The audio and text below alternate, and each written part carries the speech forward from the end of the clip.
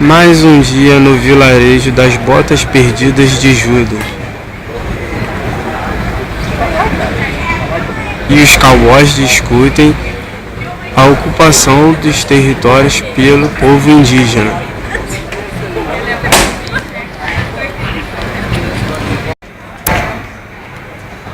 De ninguém, assim não dá. Os índios estão tomando todos os nossos territórios produtivos. Você tem que fazer alguma coisa. Pode deixar.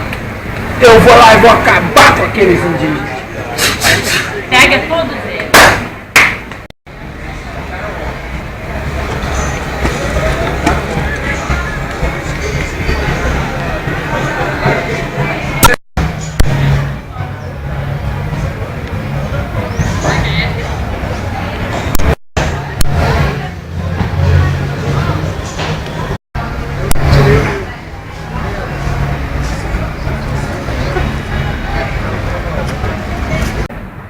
Fui lá, mulher. E aí? Acabei com aqueles índios. Tudo Eles vão resolvido. sair das nossas terras. Não tem mais índio não, nem pra contar história. Muito bom, muito bom. Agora eu vou lá que eu vou no meu rancho. Eu quero ver, tá?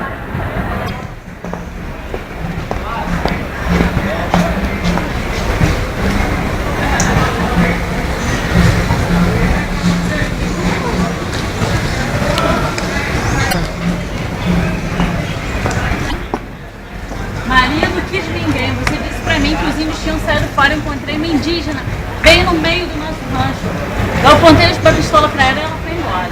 Que história é essa? Você está me enganando? Querida, eu vou ter que te contar. Eu me apaixonei pela indígena. E eu não pude exterminar o seu povo. Quer me trocar pela índia?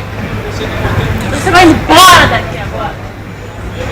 Não quero mais você na sua casa. Vai embora daqui. Então eu vou, tchau.